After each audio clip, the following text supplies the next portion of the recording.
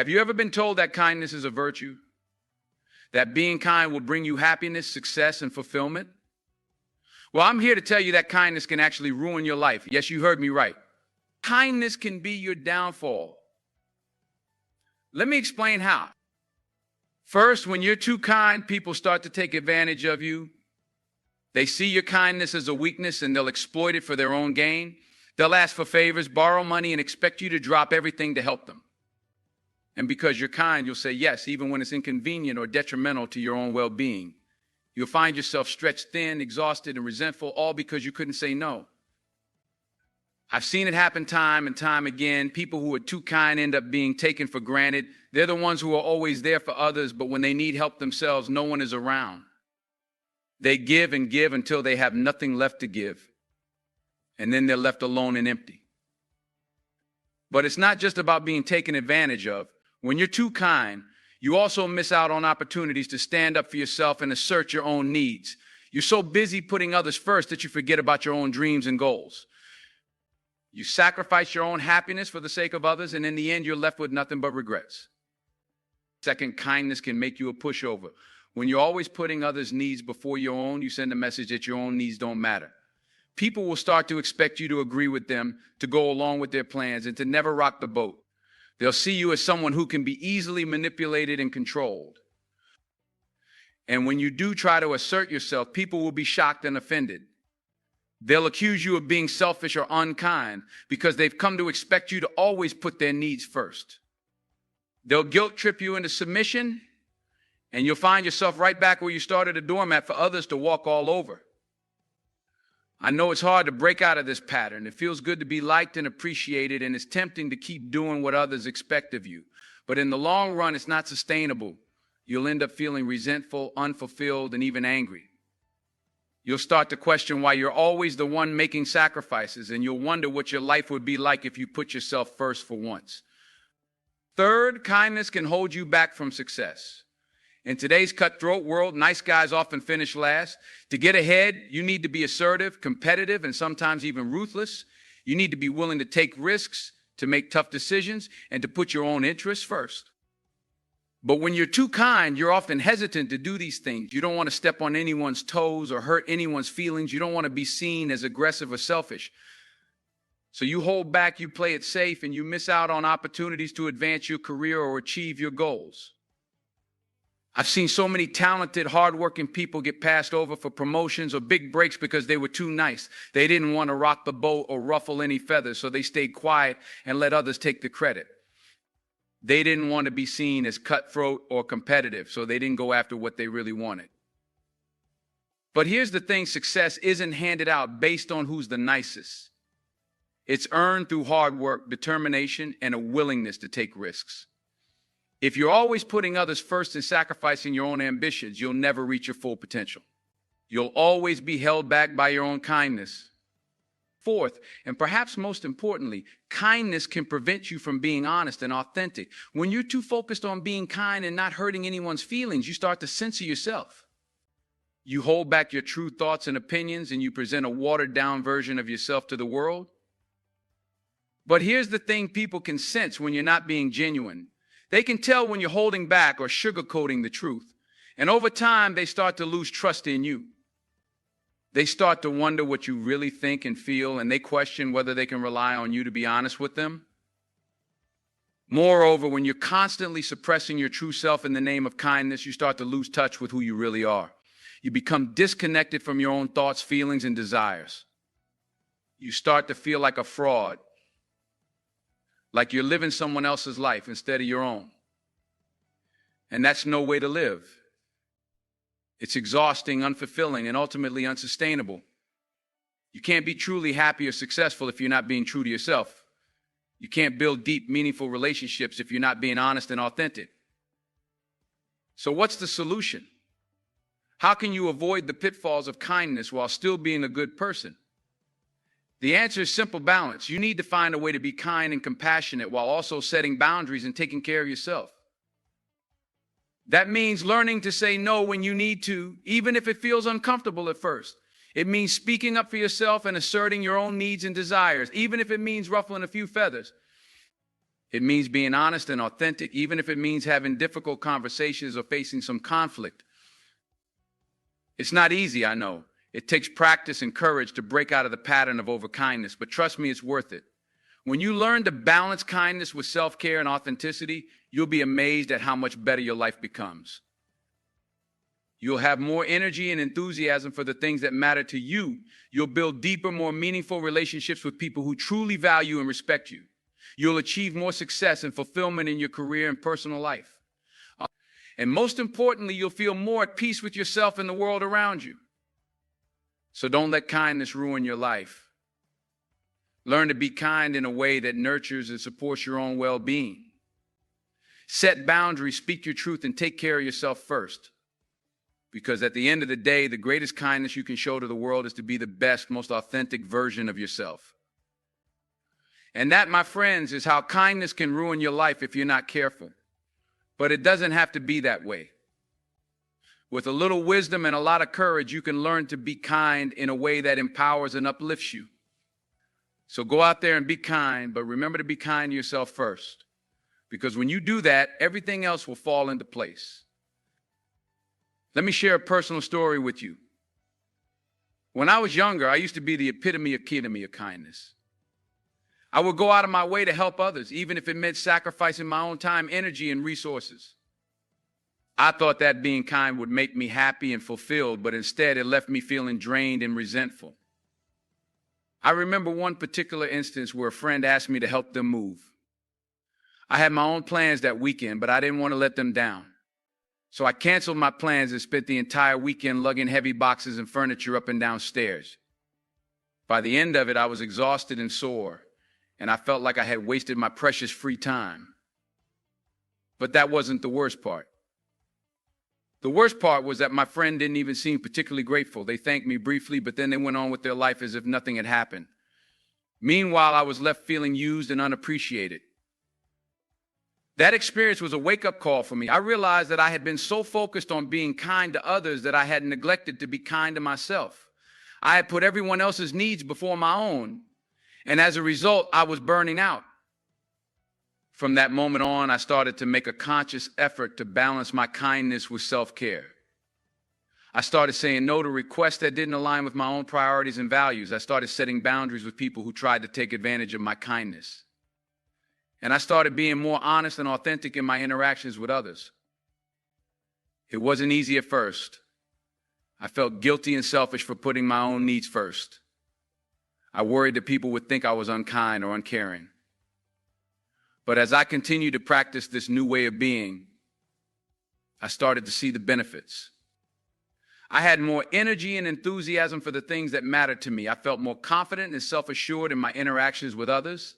And perhaps most importantly, I started attracting people into my life who appreciated and respected me for who I truly was. One of the biggest lessons I learned through this process was the importance of setting boundaries. I realized that being kind didn't mean saying yes to everything and everyone. In fact, sometimes the kindest thing you can do is to say no. When you set boundaries, you're communicating to others what you will and will not tolerate. You're telling them that you value yourself and your own needs and that you expect to be treated with respect and consideration. And when you do that, you create space for healthier, more balanced relationships in your life. Of course, setting boundaries isn't always easy. It can be uncomfortable and even scary at times. But the more you practice it, the easier it becomes. And the payoff is well worth the effort. Another important lesson I learned was the power of authenticity. When you're too focused on being kind and pleasing others, it's easy to lose sight of who you really are. You start to mold yourself into what you think others want you to be, rather than being true to yourself. But here's the thing people can sense when you're not being genuine. They can tell when you're holding back or pretending to be someone you're not. And over time, that lack of authenticity can erode trust and connection in your relationships. On the other hand, when you're honest and authentic, you create space for real, meaningful connection. You allow others to see the real you, flaws and all. And when you do that, you build deeper, more intimate relationships based on trust and mutual understanding. Of course, being authentic doesn't mean being rude or insensitive. It's important to balance honesty with tact and compassion, but it does mean speaking your truth even when it's difficult or uncomfortable. Ultimately, the key to avoiding the pitfalls of kindness is to find a balance between taking care of others and taking care of yourself. It's about learning to be kind in a way that feels authentic and sustainable rather than draining and depleting. And the good news is when you do that, everyone benefits. When you take care of yourself first, you have more energy and resources to give to others. When you set healthy boundaries, you create space for more fulfilling and reciprocal relationships. And when you're honest and authentic, you inspire others to do the same. So if you're someone who struggles with being too kind for your own good, I encourage you to start small. Start by saying no to one request that doesn't align with your priorities. Start by setting one boundary with someone who tends to take advantage of your kindness. Start by being honest about one thing that you've been holding back. And as you continue to practice these new ways of being, be patient with yourself. Remember that change takes time, and there will be moments of discomfort and even resistance along the way. But trust that by being kind to yourself first, you're ultimately being kind to everyone else in your life as well. Because here's the truth, the world needs more kindness, but it also needs more people who are willing to be kind to themselves. It needs more people who are willing to set boundaries, speak their truth, and take care of their own needs. And when we all start doing that, we create a ripple effect of positive change that extends far beyond ourselves. So go out there and be kind, but remember to be kind to yourself first. Remember that your own needs and desires matter just as much as anyone else's. And remember that by taking care of yourself, you're ultimately taking care of the world around you as well. And if you ever find yourself feeling guilty or selfish for putting yourself first, just remember this: the greatest gift you can give to the world is a happy, healthy, authentic version of yourself. So don't be afraid to prioritize your own well-being, even if it means ruffling a few feathers along the way. Because at the end of the day, kindness isn't about being perfect or pleasing everyone around you. It's about being true to yourself and treating others with compassion and respect. And when you learn to balance those two things, you'll find that kindness becomes a source of strength and empowerment, rather than a burden or a weakness. So let's all commit to being kind in a way that feels authentic and sustainable. Let's set boundaries, speak our truth, and take care of ourselves first. And let's trust that by doing so, we're creating a world that is kinder, more compassionate, and more connected than ever before. Thank you for listening to my story and my thoughts on this topic. I hope that my words have resonated with you in some way and that you'll take them to heart as you navigate your own journey with kindness. Remember, you matter just as much as anyone else, and your own needs and desires are valid and important.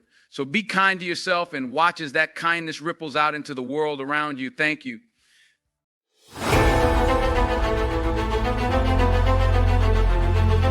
I found that nothing in life is worthwhile unless you take risks.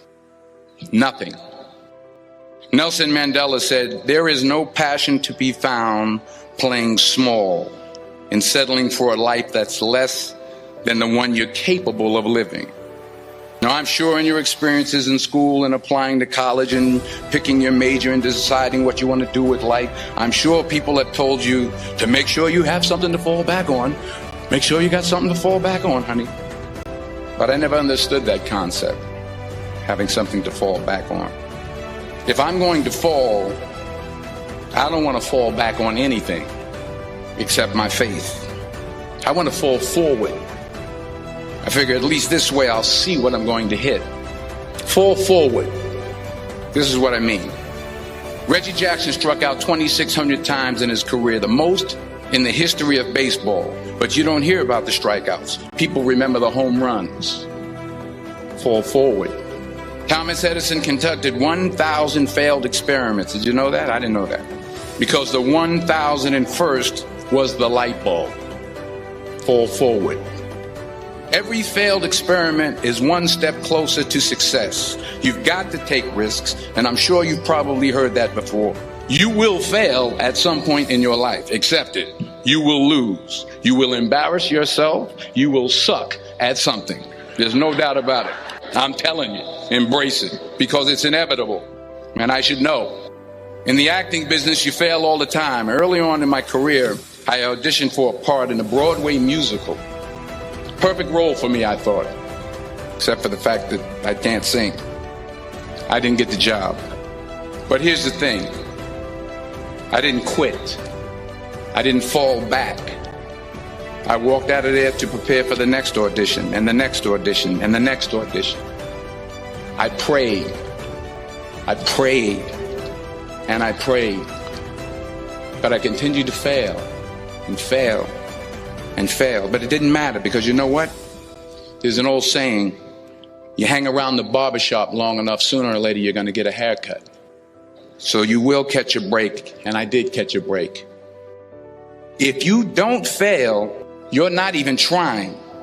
I'll say it again. If you don't fail, you're not even trying. My wife told me this great expression. To get something you never had, you have to do something you never did. Les Brown's a motivational speaker. He made an analogy about this. He says, imagine you're on your deathbed, and standing around your deathbed are the ghosts representing your unfulfilled potential. The ghost of the ideas you never acted on. The ghost of the talents you didn't use. And they're standing around your bed, angry, disappointed, and upset. They say, we came to you because you could have brought us to life, they say. And now we have to go to the grave together. So I ask you today, how many ghosts are going to be around your bed when your time comes? So you got to get out there. You got to give it everything you got, whether it's your time, your talent, your prayers, or your treasures. So the question is, what are you going to do with what you have? I'm not talking about how much you have. Some of you are business majors. Some of you are theologians, nurses, sociologists. Some of you have money. Some of you have patience. Some of you have kindness. Some of you have love. Some of you have the gift of long suffering. Whatever it is, whatever your gift is, what are you going to do with what you have? Sometimes it's the best way to figure out where you're going. Your life will never be a straight path. And I can't think of a better message as we send you off today. To not only take risks, but to be open to life, to accept new views, and to be open to new opinions. Because the chances you take, the people you meet, the people you love, the faith that you have, that's what's going to define you. Never be discouraged. Never hold back. Give everything you got. And when you fall throughout life, and maybe even tonight after a few many glasses of champagne, remember this: fall forward.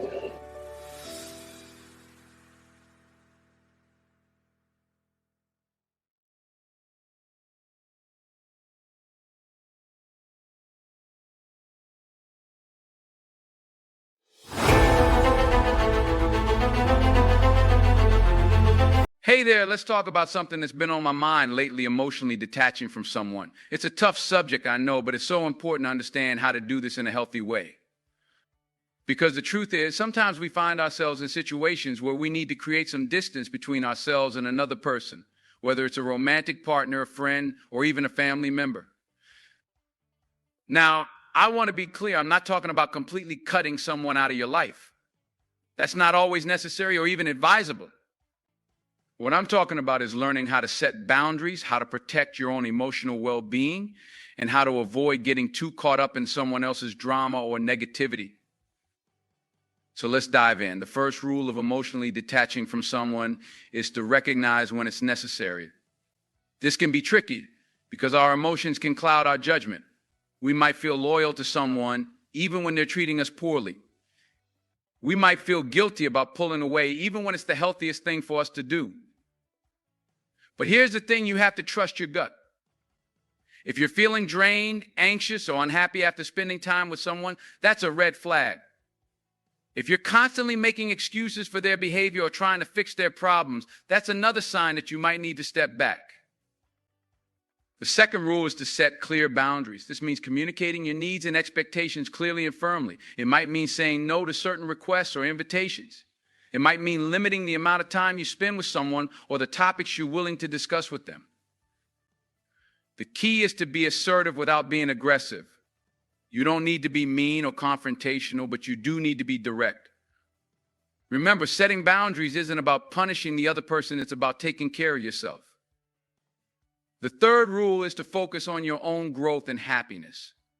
When we're emotionally entangled with someone, it's easy to lose sight of our own needs and goals. We might put their desires ahead of our own or neglect our own self-care in order to be there for them. But the truth is, you can't pour from an empty cup. If you're not taking care of yourself physically, mentally, and emotionally, you won't have anything to give to others. So make sure you're prioritizing your own well-being. Pursue your passion, spend time with people who uplift you, and practice self-compassion. The fourth rule is to let go of the need to control the situation or the other person. This can be especially hard if you're a natural caretaker or problem solver. You might feel responsible for the other person's happiness or success, or you might worry that if you're not there to help them, something terrible will happen. But the reality is you can't control anyone else's life or choices. You can offer support and guidance, but ultimately they have to take responsibility for their own actions and consequences. Trying to control the situation will only lead to frustration and resentment on both sides. The fifth and final rule is to give yourself permission to move on. This doesn't necessarily mean ending the relationship altogether, although in some cases that might be necessary. What it means is allowing yourself to let go of the emotional attachment and create a new dynamic that works better for you. This might involve spending less time together, being less emotionally invested, or even just changing the way you think about the relationship. It's okay to grieve the loss of what you had, but don't let that grief hold you back from creating something new and better. Now, I know that emotionally detaching from someone is easier said than done. It can be a long and difficult process, especially if you have a history with that person or if you're prone to people pleasing. But I promise you, it's worth it. When you learn how to set healthy boundaries and prioritize your own well-being, you free yourself up to create more fulfilling relationships and pursue your own dreams. You stop wasting energy on people and situations that don't serve you and start investing in the things that truly matter to you. So if you're struggling to emotionally detach from someone right now, I want you to know that you're not alone. It's a common challenge that many of us face at some point in our lives. But I also want you to know that you have the strength and the wisdom within you to handle it with grace and resilience. Start by taking small steps. Set one boundary at a time. Practice self-care every day, even if it's just for a few minutes. Surround yourself with people who support and encourage you. And most importantly, be patient and compassionate with yourself. Remember, emotionally detaching from someone doesn't mean you're heartless or uncaring. It means you're wise enough to know when a relationship is no longer serving you and brave enough to do something about it. It means you value yourself enough to create the kind of life and connections that truly nourish and inspire you. So keep going, keep learning and growing and trusting yourself, and know that on the other side of this challenge lies a whole world of possibility and joy. You've got this, and you deserve nothing less than the very best. Now, I want to take a moment to acknowledge that emotionally detaching from someone can be incredibly painful, especially if it's someone you care about deeply. It's natural to feel a sense of loss or grief, even if you know it's the right thing to do. But here's the thing, that pain is a sign that you're growing. It's a sign that you're breaking free from old patterns and beliefs that no longer serve you. It's a sign that you're creating space for something new and better to come into your life. So don't run from the pain. Don't try to numb it or avoid it. Instead, lean into it. Allow yourself to feel it fully without judgment or resistance. Cry if you need to. Scream into a pillow. Write in a journal. Do whatever you need to do to express and release those emotions in a healthy way. And then, when you're ready, start to focus on the future. Start to imagine what kind of life you want to create for yourself and what kind of relationships you want to attract. Use the pain as fuel to propel you forward towards your deepest desires and highest potential. Because here's the thing, you are not defined by your past relationships or experiences. You are not limited by the choices you've made or the challenges you face. You have the power to create your own reality, to shape your own destiny, and to choose who you want to be in this world. So don't let anyone else's negativity or dysfunction hold you back. Don't let your own fears or doubts keep you stuck in a cycle of unhealthy attachments. Trust your instincts, honor your boundaries, and keep moving forward one step at a time. And remember, you are never alone on this journey. There are people out there who will love and support you unconditionally, who will celebrate your successes and comfort you in your failures. Seek them out. Surround yourself with them. Let them remind you of your own strengths and beauty, even when you can't see it yourself. Because at the end of the day, emotionally detaching from someone is not about rejecting love or connection. It's about creating space for the right kind of love and connection to enter your life. It's about saying yes to yourself, yes to your dreams, and yes to the incredible possibilities that lie ahead. So keep going, my friend. Keep growing and learning and evolving. Keep opening your heart to the magic and mystery of this beautiful, messy, complicated world we live in. And know that whatever challenges you face, whatever obstacles you encounter, you have the resilience and the courage to overcome them and to create a life that truly lights you up from the inside out. In the end, emotionally detaching from someone is not about losing something or someone. It's about gaining something, a deeper sense of self, a clearer vision of what you want, and a greater capacity for true, authentic, soul-level connection. It's about learning to love yourself first so that you can love others more fully and freely.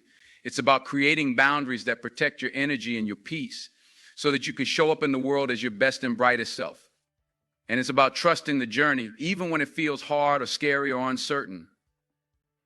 Because the truth is, life is too short to stay stuck in relationships or situations that don't truly nourish and inspire us. We all deserve to feel seen, heard, and valued for who we are.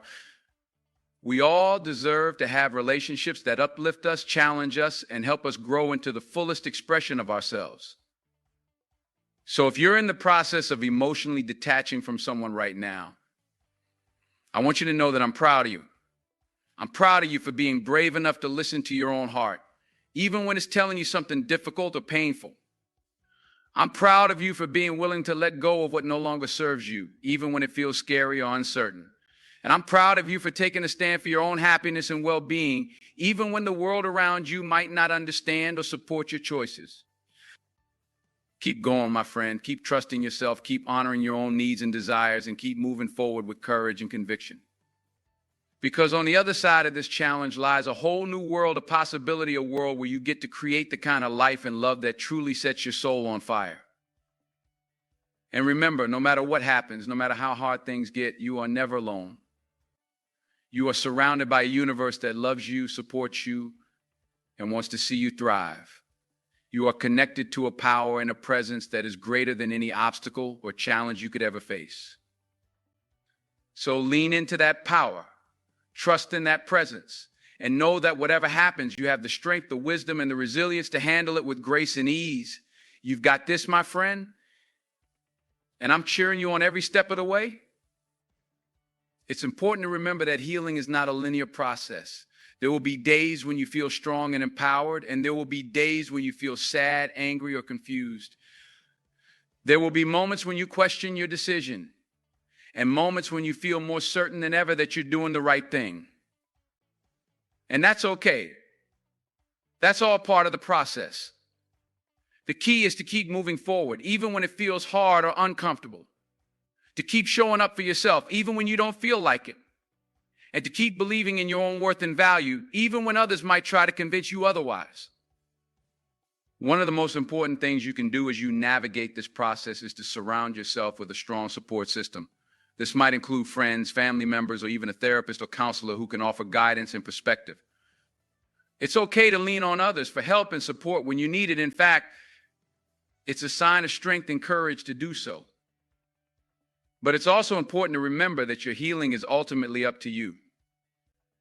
No one else can do the work for you, and no one else can give you the answers you seek. You have to be willing to look within yourself, to confront your own fears and doubts, and to take responsibility for your own growth and transformation. This might involve some deep soul searching and self-reflection. It might require you to confront some painful truths about yourself or your past relationships. It might mean letting go of old stories or beliefs that no longer serve you and embracing new ones that empower and inspire you. But through it all, remember this: you are worthy of love, respect, and happiness. You deserve to be treated with kindness, compassion, and understanding. And you have the power within you to create the kind of life and relationships that truly fulfill you, no matter what anyone else might say or do. So keep going. Keep learning and growing and evolving. Keep surrounding yourself with people and experiences that lift you up and make you feel alive. And most importantly, keep believing in yourself and your own inherent worth and value. Because the truth is, emotionally detaching from someone is not just about letting go of them, it's about making space for something new and better to come into your life. It's about creating room for growth, for joy, for love, and for all the incredible possibilities that await you on the other side of this challenge. And as you do this work, as you continue to heal and transform and evolve, remember that you are not alone. Remember that there are countless others who have walked this path before you, who have faced their own struggles and challenges and come out the other side stronger, wiser, and more resilient than ever. Draw strength from their stories, learn from their examples, and know that whatever happens, whatever challenges you face, you have the power within you to overcome them and to create a life that truly lights you up from the inside out.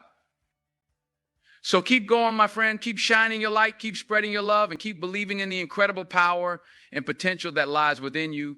The world needs your unique gifts and talents, and there is so much beauty and magic waiting for you on the other side of this journey. Trust the process. Trust yourself. And know that no matter what happens, you are always, always worthy of the very best that life has to offer. You've got this, and I'm cheering you on every step of the way. As you continue to emotionally detach from someone, it's important to remember that this process is not about erasing them from your life entirely. It's not about pretending they never existed or denying the impact they had on you. Rather, it's about finding a new way to relate to them, one that honors your own needs and boundaries while still allowing for compassion and understanding. This might mean setting clear limits on how much time you spend together or what topics you're willing to discuss. It might mean learning to communicate in a more assertive and self-protective way. Or it might mean simply changing the way you think about the relationship and the role it plays in your life. Whatever form it takes, remember that emotionally detaching from someone is ultimately a way of caring for yourself. It's about recognizing that your own well-being and happiness matter, and that you have the right to prioritize them in your life. And as you do this, as you learn to put yourself first and set healthy boundaries, you might find that other areas of your life start to shift and change as well. You might find yourself attracting new people and opportunities that align with your values and goals.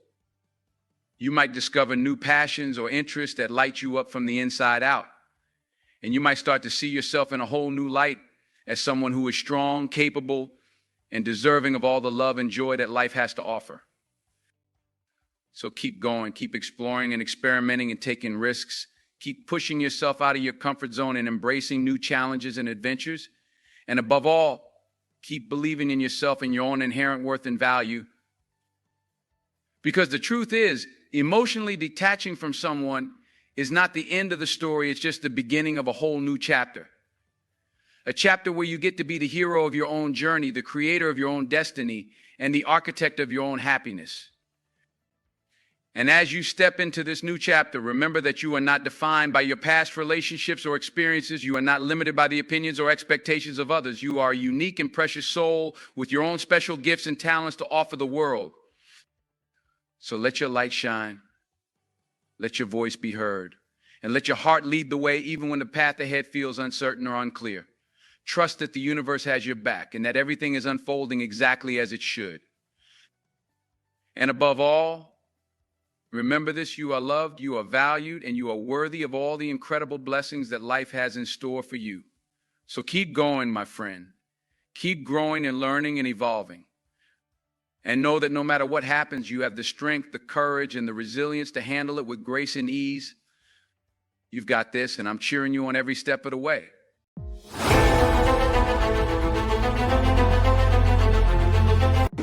You see, there's this temptation we all have to share every little detail of our lives. We live in a world today where people are constantly sharing on social media, in conversations, in passing moments. Everybody wants to be heard. Everybody wants to feel connected. And while that's human, there's a fine line between sharing and oversharing, and it's one that you've got to be careful about crossing. You don't owe the world your entire self. Not everything is meant for public consumption. Some things, some parts of you need to be protected, guarded, and cherished. So today I want to talk about 5 things you should never share with anyone. These aren't rules. but lessons learned from life experience, things that, when you hold them close, protect your peace, your progress, and your purpose. Number one, your plans. Let me tell you something. One of the most common mistakes people make is getting ahead of themselves, talking about their plans too soon. It's easy to do. When you have a vision, when you're excited about something, you want to tell the world. You want to share that spark of hope you've got inside you. But here's the thing, that dream of yours, it's fragile. It's like a newborn baby, delicate and still growing. It needs protection. It needs nurturing. And if you expose it too soon, before it's had a chance to strengthen, it could get crushed. You see, a dream, a plan, an idea, it's all potential. And potential needs time. It needs space to develop, to grow roots before it can stand on its own. But when you start talking about it too early, you risk exposing it to things it's not ready for. Negativity, doubt, and even envy from others can be like poison to a fresh dream. You might think that by sharing your vision, you're just being open, that you're creating excitement, but not everyone you tell is going to have the same reaction. Not everyone is going to feel the way you do. Some people won't understand your vision at all. They'll look at your dream and won't be able to see what you see. They'll question you, tell you it's unrealistic, or say you're aiming too high. And you know what? Sometimes that's all it takes to shake your confidence, to make you second guess yourself. Suddenly that excitement it turns into doubt. You start thinking, maybe they're right. Maybe I'm not ready. Maybe this is too much. And in that moment, you've allowed someone else's doubt to cloud your judgment, to weaken your resolve. It's like planting a seed and then constantly digging it up to see if it's growing. You're disrupting the process. Then there's the envy. Not everyone around you is going to want to see you succeed. I know that's hard to hear, but it's the truth. There are people out there who are struggling with their own failures, their own insecurities, and when they see you working towards something, instead of being happy for you, they feel threatened.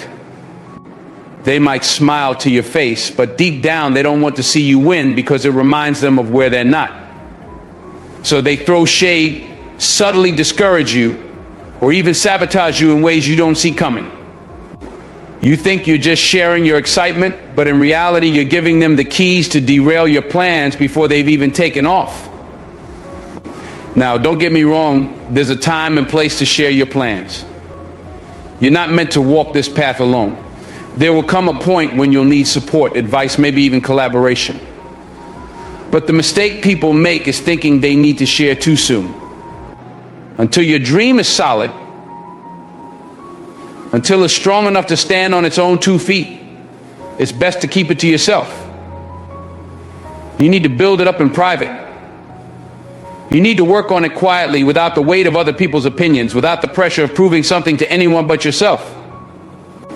Think of it like this: when an artist is working on a masterpiece, they don't invite everyone into the studio while they're still sketching. They don't need an audience when they're in the middle of their process. They wait until the piece is finished, until they're ready to unveil it to the world. And when they do, the world sees the final product, the polished, completed vision, not the rough drafts and unfinished strokes that came before it. That's what you need to do with your dreams.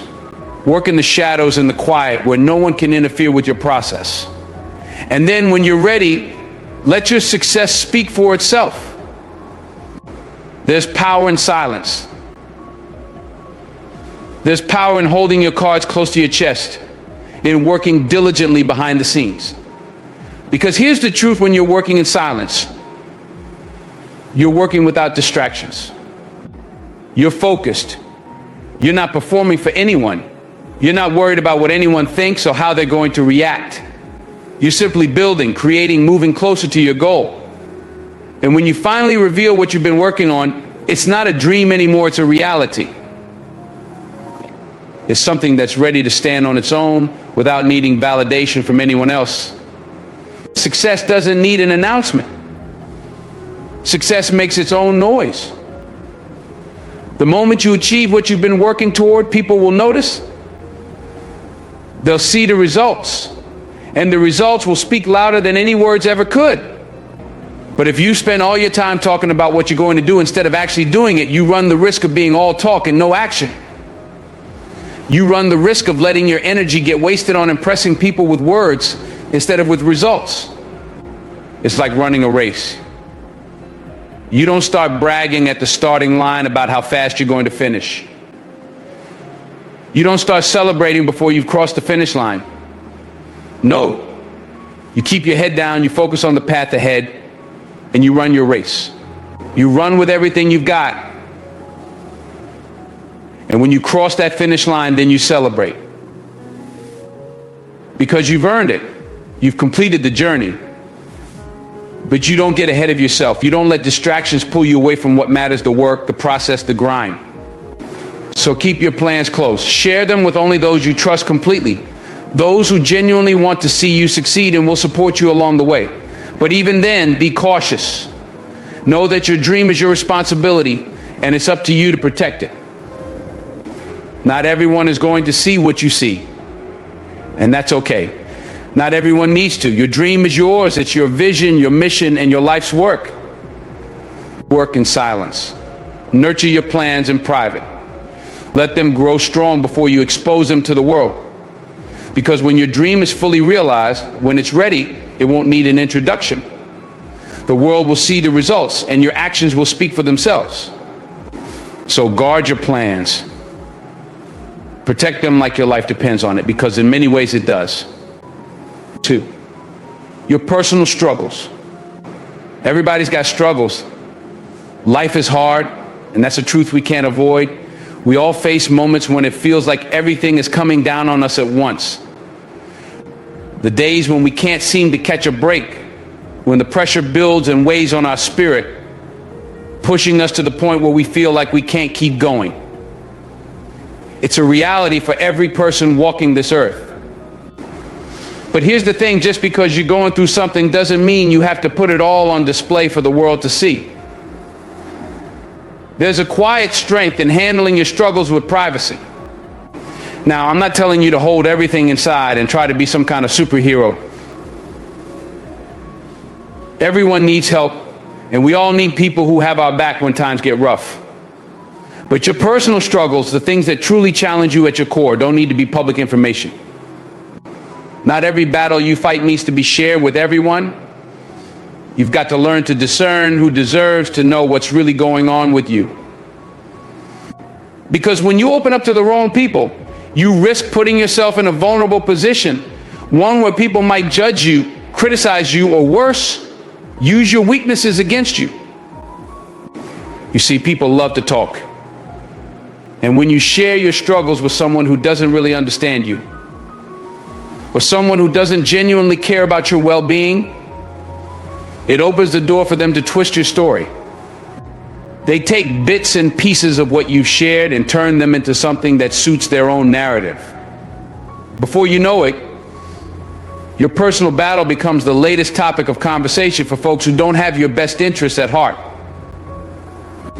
They'll speculate, they'll gossip, and they'll make assumptions about you that have nothing to do with who you really are or what you're truly going through. That's why privacy is key. Not everyone is qualified to give you the advice or support you need. Not everyone is even equipped to understand your journey. And when you share too much with the wrong people, their opinions start to shape how you see yourself. Their judgments can creep into your mind, making you doubt yourself even more than you already do. And in that space of doubt, you might start to believe the lies they've built around your struggles, instead of holding on to the truth of who you are and what you're capable of overcoming. Your struggles are personal. They are a part of your story, yes, but they don't define you. They are not a measurement of your worth or your ability. Just because you're going through something doesn't mean you are less than. But too often, when you share your hardships with everyone, people start to box you in based on that one chapter of your life. They label you by your lowest moments. And that's not fair, but it's the reality of how people work. They see a fraction of your story and act like they've read the whole book. That's why it's so important to guard your struggles. You don't have to make your battles anyone else's business unless they've earned the right to carry that weight with you. It's not about shutting people out, it's about being selective. It's about knowing who truly has your back, who will stand with you in the tough times without judgment, and who will help you carry the load when it feels like too much to bear alone. Those are the people you want in your corner. Those are the ones who will offer you real support, not just empty sympathy or unsolicited advice. When you keep your struggles private, you maintain control over your narrative. You don't give people the power to turn your hardships into a storyline for their entertainment. You protect yourself from the scrutiny that comes when others feel entitled to your pain. And more importantly, you give yourself the space to heal, to process, and to grow without the noise of outside opinions clouding your judgment. You get to sit with your struggle, understand it, and face it on your own terms. Now, don't misunderstand me. There's no shame in reaching out for help when you need it. In fact, it takes courage to admit that you can't carry everything on your own. But there's a difference between seeking support and broadcasting your struggles for the world to see. Not every listener is there to help. Some are just there for the drama. And when you expose your vulnerability to people who don't truly care about your well-being, you end up feeling even more isolated because their responses aren't what you need. Instead of offering support, they offer pity, or worse, judgment. And that's not what you need when you're going through a tough time. So be selective. Choose wisely who you share your struggles with. Lean on the people who've proven that they're in your corner for the long haul. The ones who will stand with you through the highs and the lows. Those are the people who will offer you real, meaningful support. The kind that lifts you up instead of tearing you down.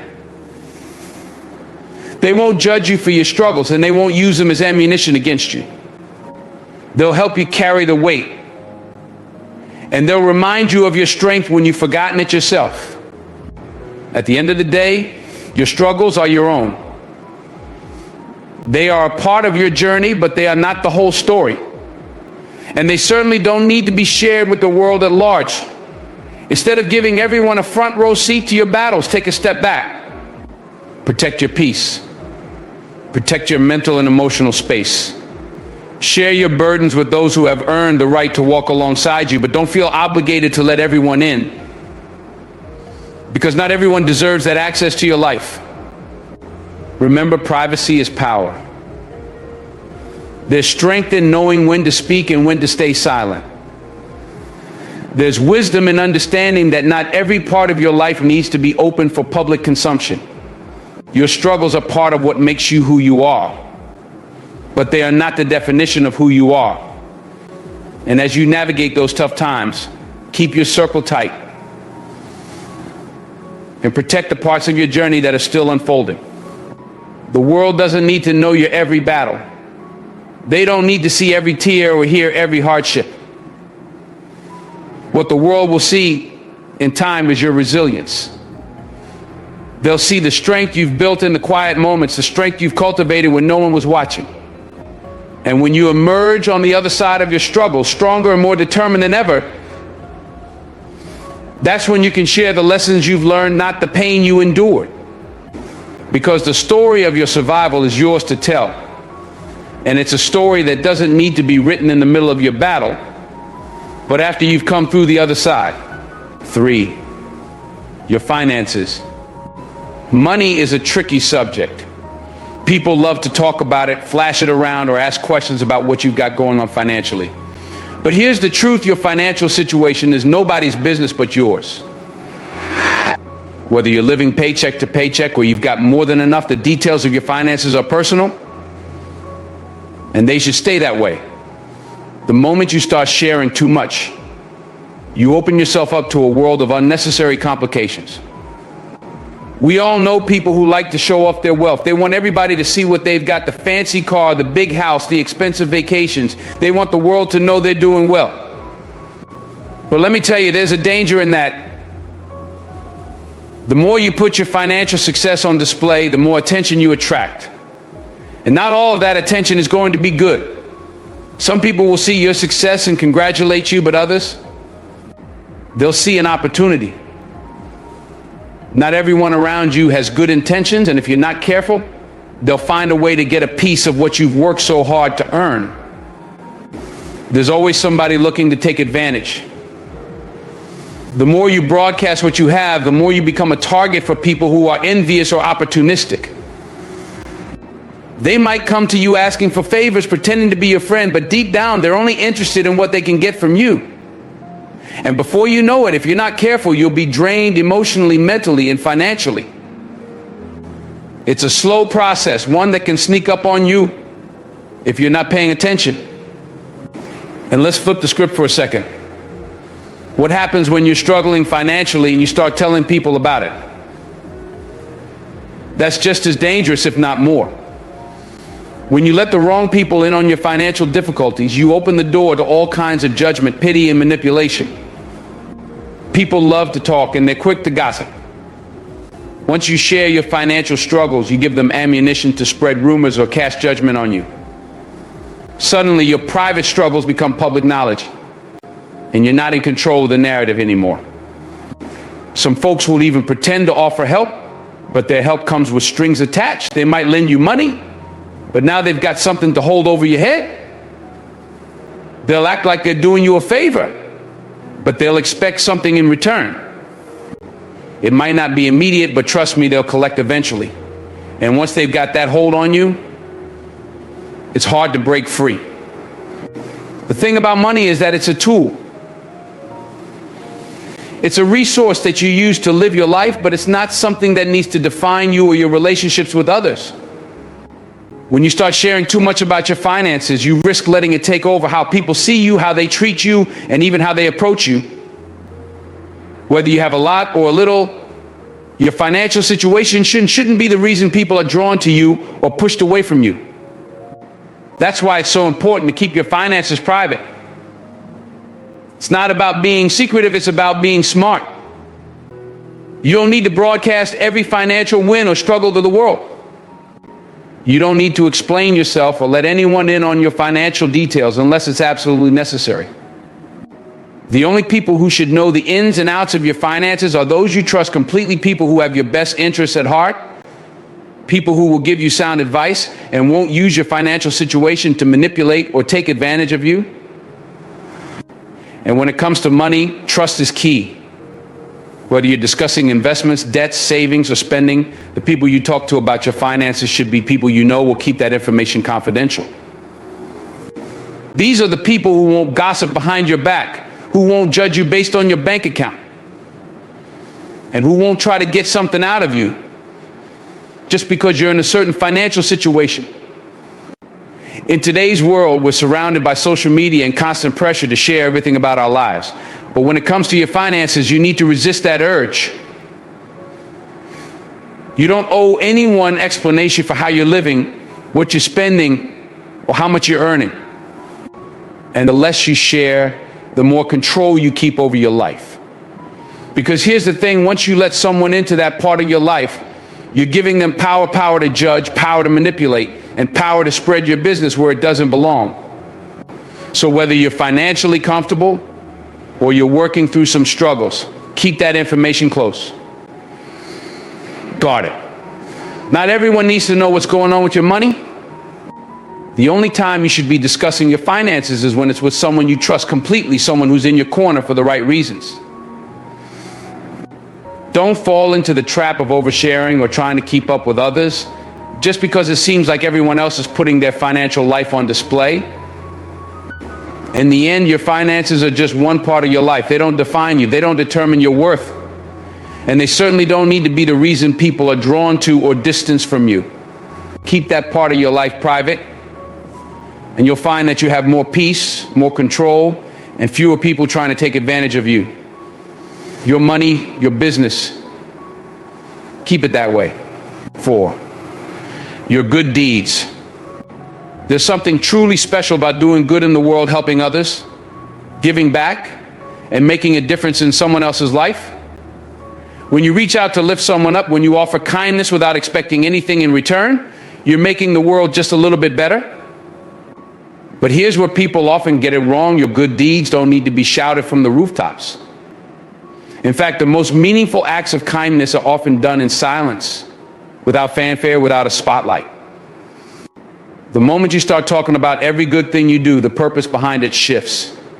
Instead of focusing on the people you're helping or the difference you're making, it becomes about you. It becomes about how others perceive you, about boosting your image or feeding your ego. And that's not why we do good, is it? The intention behind kindness should never be about getting recognition or praise. When your actions become performative, when they're done for applause or approval, they lose a bit of their purity. True generosity comes from a place of love, empathy, and understanding. It's about connecting with another human being and recognizing their worth, even when the world might have overlooked them. When you give to others, whether it's your time, money, or a simple act of kindness, the power of that act lies in the intention behind it, not in who knows about it. It's easy to get caught up in the idea of wanting others to see the good you're doing, but the most profound good often happens quietly in the moments that no one else witnesses. There's an old saying, the left hand shouldn't know what the right hand is doing. This means that when you give, when you perform an act of kindness, it should be so natural, so effortless, that it doesn't even occur to you to tell anyone about it. You're not doing it for validation, you're doing it because it's the right thing to do. When you keep your good deeds private, they remain pure, untouched by the need for approval or recognition. They stay true to their original purpose. That's not to say that you should never talk about the good you're doing. There are certainly times when sharing your story can inspire others to act, when it can bring attention to important causes or spark meaningful conversations. Sometimes, by sharing your journey, you can encourage others to get involved, to give back, to care about something larger than themselves. But those moments are rare, and they should come from a place of sincerity, not self-promotion. Most of the time, the real power of your good deeds comes from the fact that they were done quietly without expecting anything in return. There's something beautiful about helping someone and knowing that no one else needs to know about it. It's like planting a seed. You don't need to see it grow to know that you've done something worthwhile. The act itself is enough. You don't need applause to validate your kindness. The impact is felt whether or not anyone else is aware of it. When you start broadcasting your charitable work, it can cheapen the act. It turns something that should be selfless into something performative. Instead of being about the people you're helping, it becomes about the attention you're seeking. And while it might feel good to receive recognition for doing good, that's not the reason we do it. If your motivation for helping others is rooted in how it makes you look, then you're missing the point entirely. The most genuine acts of kindness are done with no expectation of repayment, no hope for praise. They come from the heart, from a desire to make the world a better place. And often, those acts go unnoticed by the rest of the world. But that doesn't make them any less impactful. In fact, sometimes the most significant changes happen when no one is watching. You never know how far a single act of kindness can ripple through someone's life. Keeping your good deeds private doesn't mean you're hiding them. It means you understand that the value of what you do doesn't depend on who knows about it. The world doesn't need to applaud you for you to know you've done something meaningful. The person you helped, the difference you made, that's the true reward. The gratitude you see in someone's eyes, the relief in their voice, that's the recognition that matters. So the next time you find yourself doing something good, pause for a moment before you share it. Ask yourself why you feel the need to tell others. If it's to inspire or to spread awareness, then share with purpose. But if it's for validation, consider holding on to that moment for yourself. Let it be a quiet victory, a reminder that you're making a difference in the world without needing anyone else's approval. Because in the end, the impact of what you do doesn't depend on who knows about it. It depends on the intention behind it and the lives you touch along the way. 5, your next move. In life, your next move is everything. It's the step that could define your future, open doors you never thought possible, and push you closer to your dreams. But here's the critical part: never share your next move before you make it. Life is like a chess game, and every move is part of your strategy. If you start broadcasting your intentions too early, you give others the chance to interfere. And trust me, not everyone around you is rooting for your success. You might think that sharing your plans with friends, family, or colleagues will rally support, but that's not always the case. Some people, maybe even those close to you, don't want to see you rise. Your success can feel like a threat to them, a reminder of what they aren't doing, what they haven't accomplished.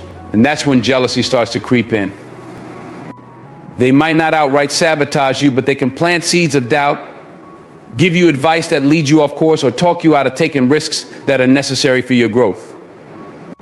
When you reveal your next move, you expose yourself to criticism. Everybody suddenly has an opinion about what you should or shouldn't do.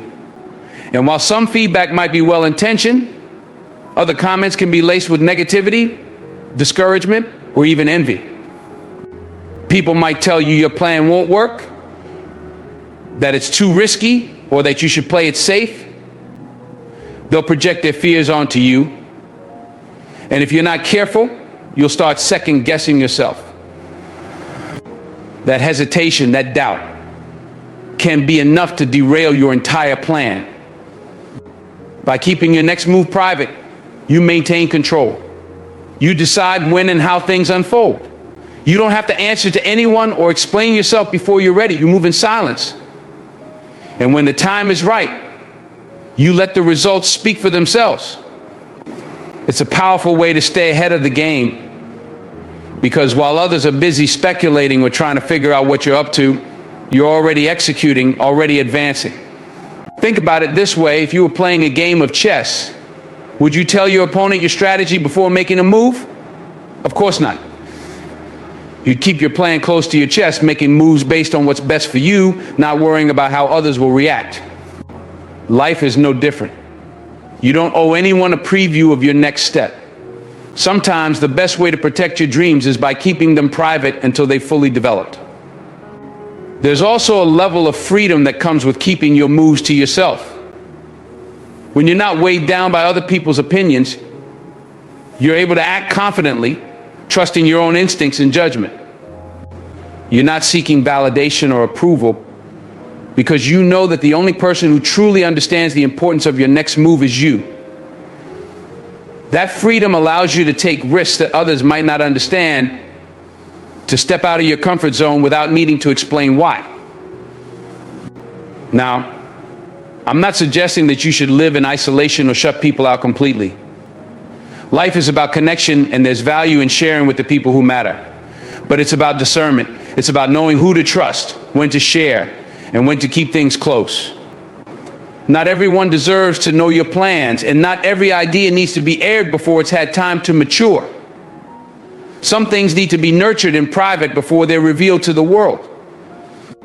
When you keep your moves private, you're also giving yourself the space to pivot if necessary.